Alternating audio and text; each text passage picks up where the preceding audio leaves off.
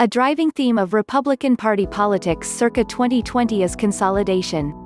The GOP has tightened its ranks. Its reliable voters, hovering at around 40% of the electorate, tend to approve of almost anything that President Donald Trump does. Yet throughout his term, from the 2017 battles over health care and tax cuts to his impeachment and subsequent acquittal early this year, very few people from outside the party have been coming aboard. Trump has led the charge, but his effects are being felt far down the ballot. 2 years after Democrats swept the midterm House elections by a historically wide margin and with historically high turnout, polling suggests they have a shot at a similar showing this year. And in the high-stakes Senate, GOP incumbents in swing states have struggled to disentangle their numbers from Trump's stubbornly minoritarian status. That is putting Democrats in a strong position as they look to take back the Senate in the midst of a pandemic. The Republican brand seems depressed across the board. Simon Rosenberg, a Democratic strategist and founder of the New Democrat Network, said in an interview, "A lot of time senators can insulate themselves from the vagaries of the national electorate, but that doesn't seem to be happening this time. A net loss of 4 Senate seats, or 3, plus the vice presidency, would hand the chamber to the Democrats, and Republicans this year must defend almost twice as many seats as their opponents. And GOP incumbents in many swing states are looking at a hard battle if they cannot expand beyond the taut Trump coalition. That includes candidates in some states, like Arizona and Georgia, that have trended more Democratic of late but have still voted Republican in every presidential election since the 1990s. The Senate majority has not been a certainty at any point this cycle," Mitch McConnell, the Senate Majority Leader, acknowledged during an interview last month with Fox News Radio. "I've said consistently that it's going to be a dogfight. The Senate is of vital importance to Republicans, no matter who takes the White House." Before the coronavirus pandemic hit, it had been the lab of the GOP's major political pursuit these days, confirming the president's conservative appointees to federal judgeships. Even amid the virus spread, McConnell was eager to bring the chamber back into session to continue confirming judges and federal appointees. And if Joe Biden wins the presidency, the Senate would most likely be the only backstop against full Democratic control of the executive and legislative branches. The Trump coalition. Trump has shifted the Republican coalition toward male voters and less educated ones. At the same time, the party's advantage among older voters has all but disappeared. Those trends have played out in various statewide races since 2016, and they are likely to repeat themselves in the battle for the Senate this year. In the 2014 midterms, for instance, college graduates supported Republicans by 3 percentage points, according to exit polls. By 2018, they had swung widely in the Democrats' favor, supporting them by 20 points. In that time span, the Republicans' advantage among voters 65 and older dropped from 16 points to 2 points. In Arizona, this year's Democratic Senate candidate, Mark Kelly, held a 3-point edge over the Republican incumbent, Senator Martha McSally, in a Marist College poll this spring, and among independent women he was ahead by 20 points. To the north, in Colorado and Montana, Democratic governors have entered the race for Senate. Polls in Colorado have shown a remarkable parity between voters' support for Trump and for Senator Cory Gardner, the Republican incumbent. At the moment, both appear to be trailing by double digits. 2 Republican senators in politically mixed states, Susan Collins of Maine and Joni Ernst of Iowa, have seen dips in their approval ratings since they voted to acquit Trump on impeachment charges, and they are both locked in close races. 2 Senate seats are up for grabs in Georgia after the resignation of Senator Johnny Isakson last year created a vacancy.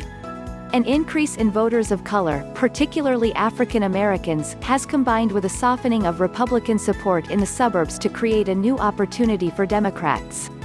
In North Carolina, which has voted Democratic for president just once since the 1970s, surveys show that the race between Trump and Biden is up for grabs. The race for the state's open Senate seat, held by the Republican Tom Tillis, is equally tight. The Democrats' most threatened incumbent this year is Senator Doug Jones of Alabama, who won an upset victory in a 2017 special election against the scandal-plagued Republican former Judge Roy Moore. A Mason-Dixon poll in February found Jones trailing a range of potential Republican nominees, but mostly by single digits. With a polarized electorate, turnout matters. 34 states elected senators in 2016, and in each case, their choice for Senate lined up with their pick for president. Political persuasions have hardened significantly in recent years, partly a result of an increasingly polarized media landscape and online consumption habits.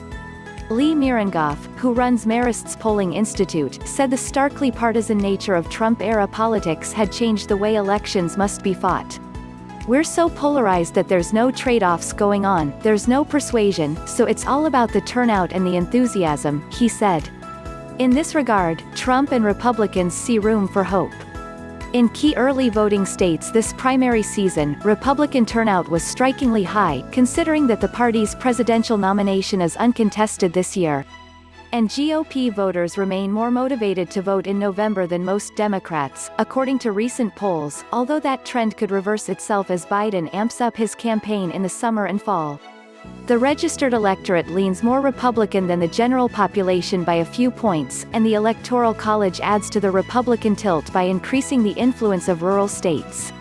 In the days leading up to President George W. Bush's re-election in 2004, approval of his job performance was split 48 to 47% among all Americans, according to Gallup, but Bush went on to win by a 2-point margin.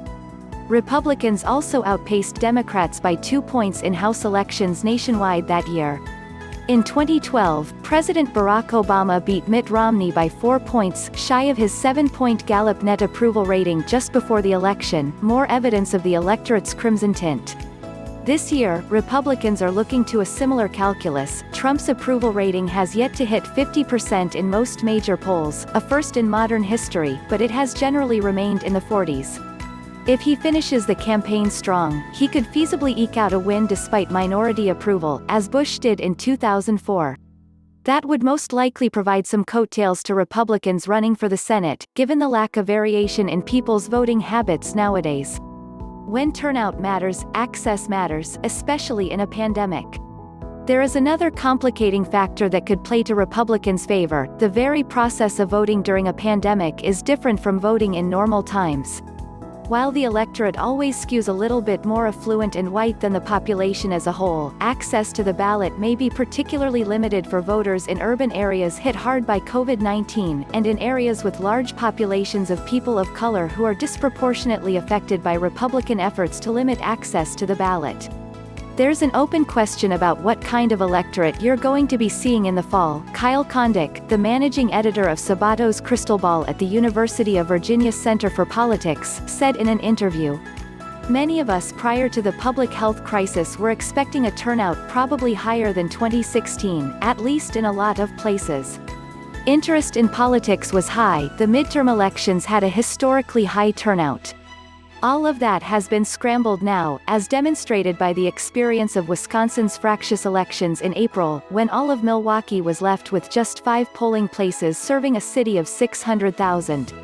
How easy will it be to vote in the midst of the pandemic?" Kondik said. "We don't know what the situation is going to be in November." From Yahoo!